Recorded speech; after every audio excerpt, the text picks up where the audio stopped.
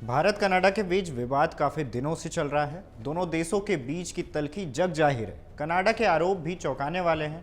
खालिस्तानी आतंकी हरदीप सिंह निज्जर की हत्या को लेकर कनाडा और भारत आमने सामने हैं। नए विवाद की शुरुआत उस वक्त हुई है जब कनाडा ने निज्जर की हत्या की जांच में भारत के राजदूत और अन्य राजनयिकों का नाम बतौर पर्सनल ऑफ इंटरेस्ट लिया। भारत ने इन बेतुके आरोपों को सिरे से खारिज किया। इसके साथ ही भारत ने कनाडा से अपने उच्चायुक्त को वापस बुलाने का भी फैसला किया। इसके अलावा भारत ने 6 कनाडाई राजनयिकों को निष्कासित करने का भी निर्णय ले लिया।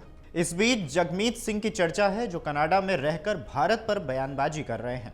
आरएसएस और भारतीय राजनयिकों पर प्रतिबंध लगाने की मांग की है।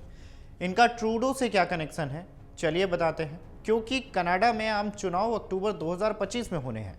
इतने समय तक सरकार चलाने के लिए ट्रूडो को विपक्ष से समर्थन हासिल करना होगा, नहीं तो तय है कि कनाडा में तय समय से पहले चुनाव करानी पड़ सकती है।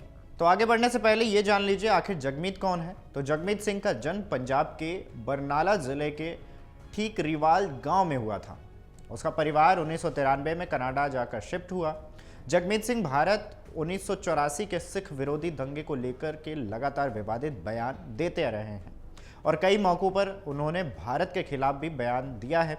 आपको जानकर हैरानी होगी कि साल 2013 में जब जगमीत सिंह अमृतसर में किसी प्रोग्राम में भाग लेने के लिए वीज़ा लिए अप्लाई किया था, तब भारत सरकार ने उन्हें वीज़ा देने से मना कर दिया।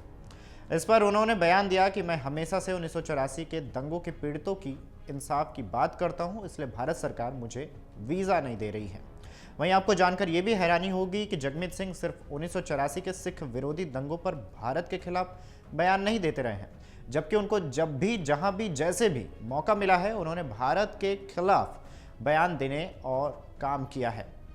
उनको कई मौक़ों पर खालिस्तान की रैलियों में शामिल होते देखा गया है। वे हमेशा से खालिस्तान आंदोलन का समर्थन करते रहे हैं, उनको साथ देते रहे हैं। हालांकि राजनीति में आने के बाद उसने खालिस्तान संबंधी किसी भी आंदोलन में जाने या उन पर बात करने से हमेशा अपने आप को बचाते रहे हैं। ट्रूडो और जगमीत के बीच मार्च 2022 में समर्थन को लेकर एक समझौता हुआ था। इस समझौते को सप्लाई एंड कॉन्फिडेंस के नाम से जाना जाता है। इसमें ट्रूडो की पार्टी लिबरल को पार्टियां विश्वास मत के लिए समर्थन देती हैं। मालूम हो कि पिछले चुनाव में ट्रूडो की पार्टी को मात्र 156 सीट मिली थी। उनकी पार्टी बहुमत की जादुई आंकड़े को 170 से 14 सीट पीछे तक रह गई थी। वहीं जगमीत की पार्टी को 2021 के इलेक्शन में 24 सीटें मिली थीं, जिनके समर्थन से अभी तक जस्टिन ट्रूडो सरकार चला रहे थे। ऐसे में आपराधिक मामलों में डिप्लोमेट्स को निशाना बनाने की अलिखित परंपरा को तोड़ते हुए कनाडा के प्रधानमंत्री ट्रूडो यह उम्मीद कर रहे हैं कि उन्हें एनडीपी नेता जगमीत सिंह का साथ मिलेगा। माना जा रहा है कि ट्रूडो अपने राजनीतिक अस्तित्व को बचाने के लिए जगमीत सिंह की राजनीतिक विचारधारा का भी इस्तेमाल कर रहे हैं, जो कनाडाई हिंदुओं को टारगेट करती है। दरअसल एनडीपी का मानना है कि कनाडाई हिंदू सिखों के साथ साथ मुस्लिमों के भी विरोधी रहे हैं। ये भी बता दें कि कनाडा में 2021 में हुए चुनाव में किसी भी पार्टी को बहुमत नहीं मिला था। वहीं एनडीपी 25 सीटों पर जीत दर्ज कर किंगमेकर की भूमिका में थी। ट्रूडो की लिबरल पार्टी बहुमत के आंकड़े से 14 सीटें दूर रह गई थी। लिहाजा मार्च 2022 में इन दोनों दलों के बीच एक समझौता हुआ, जिसे सप्लाई एंड कॉन्फिडेंस के नाम से जाना जाता है।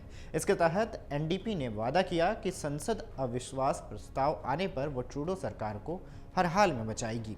ऐसे में माना जा रहा है कि अगले साल होने वाले चुनाव में खालिस्तान समर्थक वोट बैंक और दलों को साधने के लिए जस्टिन ट्रूडो भारत विरोधी एजेंडा चला रहे हैं। भारतीय विदेश मंत्रालय ने सोमवार को जारी बयान में भी कहा है कि कनाडा ने बार बार मांगने पर भी भारत के सामने वो सबूत उपलब्ध नहीं कराए जिसके वो आरोप लगाए हैं। कनाडा की ओर से लगाए जाने वाले आरोप वोट बैंक की राजनीति का हिस्सा मालूम पड़ते हैं। अब हाल ही के बयान में जो जगमीत ने मुद्दा उठाया है, जिसमें कहा है कि कनाडा में सिख समुदाय भारतीय राजनयिकों से डर और धमकियों का सामना कर रहा है। हम चाहते हैं कि कनाडाई सरकार राष्ट्रीय स्वयंसेवक संघ पर बैन लगाए और भारतीय राजनयिकों पर सख्त कार्रवाई भी करने की उन्होंने मांग की है, जिसके बाद से मामला काफ़ी गरमाया हुआ है। ऐसे में कनाडाई सिख का ये बयान आपको किस ओर इशारा करता है और ट्रूडो सरकार के चुनाव के पहले उठाए गए इन कदमों पर आपकी क्या राय है, हमें कमेंट करके ज़रूर बताएं। अगर आप ये वीडियो YouTube पर देख रहे हैं तो हमारे चैनल को सब्सक्राइब कर बेल आइकन दबाएं और Facebook पर देख रहे हैं तो हमारे पेज को लाइक करें। 8 मिलियन प्लस सब्सक्राइबर, आपके इस भरोसे के लिए बहुत धन्यवाद।